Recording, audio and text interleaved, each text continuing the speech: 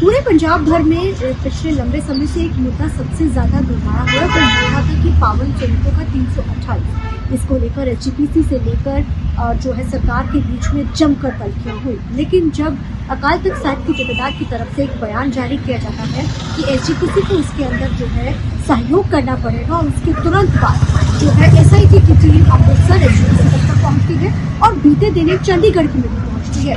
हालांकि उनकी तरफ से लेटर देके रिकॉर्ड की मांग की जाती है और आज है और मुक्तसर साहिब में आज एक बड़ी सियासी कॉन्फ्रेंस हो रही है। वहां पर मुख्यमंत्री भगवंत मान का एक बड़ा बयान सामने निकल आता है। उन्होंने क्या बयान दिया, सबसे पहले आपको वो सुनाते हैं। मेरे वीरो, मैनू आ भाषण शुरू करने तो पहला मेरे को एक मैसेज आया जो साडी ड्यूटी परमात्मा ने साडी बख्शी है, सानू वो निभाउण लगे हुए हैं। वीरो, बंगियां दे नेड़े नवां शहर जिले च जिहड़ी SIT बनाई है, गुरु साहब दी जिहड़े स्वरूप मिल ही नहीं रहे, पता ही नहीं कि किधर गए, कोई रिकॉर्ड ही है नहीं कि किहनूं देते, लापता ने, चोरी हो गए जां कित्थे ने। उहदे विचों एक किसी धार्मिक स्थान तो 169 स्वरूप लभे ने, जिहदे चों 149 स्वरूप जिहड़े ने 139 स्वरूप इहो जिहे ने जिन्हां दा कोई रिकॉर्ड नहीं, कोई कागज नहीं, कुछ नहीं हैगा।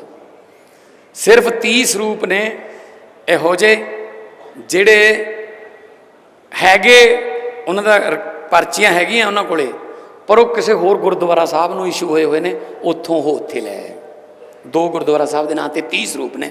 139 स्वरूप इहो जिहे ने गुरु साहब के जिन्हां दा कोई रिकॉर्ड नहीं, ना श्रोमणी कमेटी कोले ना वो प्रबंधकों कोले। 139 असी उन्होंने, मैं हो जी गल करदा अजे तो बाद भी मान मर्यादा सहित जिथे अकाल तख्त साहब कहूगा, जिथे प्रबंधक कहेंगे श्रोमणी कमेटी, असी उत्थे उन्होंने मान मर्यादा सहित असी साडा जिहड़ा काम सीगा भी उन्होंने स्वरूपों को लभ के असी उन्होंने अनअधिकारत जिहड़े स्वरूप ने गुरु साहब के उन्होंने उत्थे असी दे आवांगे।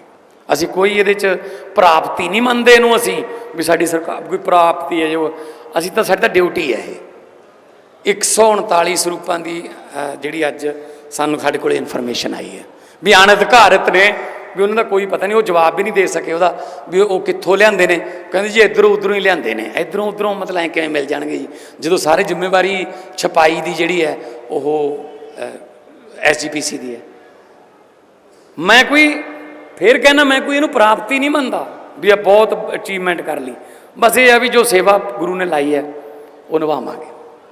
आ देख लो इन्हां दा हाल। हाँ हजे कहते साडे को तो पता ही कख नहीं, कानून पता ही। सो साडा जे गुरु, जे साडे आपदे घरें साडा बाप सेफ नहीं हैगा, वो किते कोई किते लई फिरदा, कोई किते रुलदा फिरदा साडा गुरु, तो फिर होर कित्थों दी उम्मीद करांगे। फिर असी शाम तक तुहानूं पूरी डिटेल मिल जूगी, मीडिया वालिਆਂ ਨੂੰ भी मिल जूगी डिटेल कि की होया। बंगां दे नेड़े दी कोई खबर है, किसी डेरे दी खबर है। तो आपने सुना कि किस तरीके के साथ मुख्यमंत्री ने एक बड़ा बयान देते हुए कहा है कि तकरीबन 169 के करीब जो है नवांशहर के बंगा से रिकॉर्ड बरामद किए गए हैं। 139 के करीब तो रिकॉर्ड जो है इसके अंदर तकरीबन पावन स्वरूपों का कोई रिकॉर्ड ही मौजूद नहीं है और 30 तो एक ऐसा रिकॉर्ड है जिनके बारे में कोई उपलब्ध ही नहीं है। सिर्फ 30 स्वरूपों का ही रिकॉर्ड जो है उपलब्ध है। यानी कहा जा सकता है एक बड़ा सियासी बयान जो है उनकी तरफ से दिया गया है। पावन स्वरूपों का मामला आज से नहीं, पिछले कई दिनों से लगातार खुलवाया हुआ है, लेकिन जब CA को गिरफ्तार किया जाता है कोहली को, उसके बाद मामला और ज्यादा गर्मा जाता है। कारण क्या है, वो सुखबीर बादल के भी CA रहे हैं और जो सबसे अहम बात है कि परत दर परत अब चीजें खुलनी शुरू हो चुकी हैं। हालांकि कई गिरफ्तारियां इस मामले में 16 के करीब गिरफ्तारियां हो चुकी हैं। इन गिरफ्तारियों का अगर जिक्र किया जाए तो लगातार इनसे पूछताछ भी की जा रही है, लेकिन आज जो है CM भगवंत मान की तरफ से मुक्तसर में एक बड़ा बयान देना कहीं ना कहीं अब ये साफ हो जाता है कि आने वाले दिनों में इसके ऊपर जमकर अब कहीं ना कहीं बड़ा राजनीतिक फेरबदल भी देखने को मिलेगा। और क्योंकि अब अकाल तख्त साहिब की तरफ से भी ये बयान जो कहा गया था कि इसमें सहयोग देना चाहिए और SIT की टीम पहले जो है एक बार एसजीपीसी के दफ्तर पहुंच चुकी है। अब देखना हम रहेगा कि जो ये रिकॉर्ड बरामद किए गए हैं आखिर इसमें आगे जब तफ्तीश बढ़ती है तो किस तरीके की चीजें सामने निकल कर आती है। चंडीगढ़ से TV9 के लिए अमनप्रीत कौर।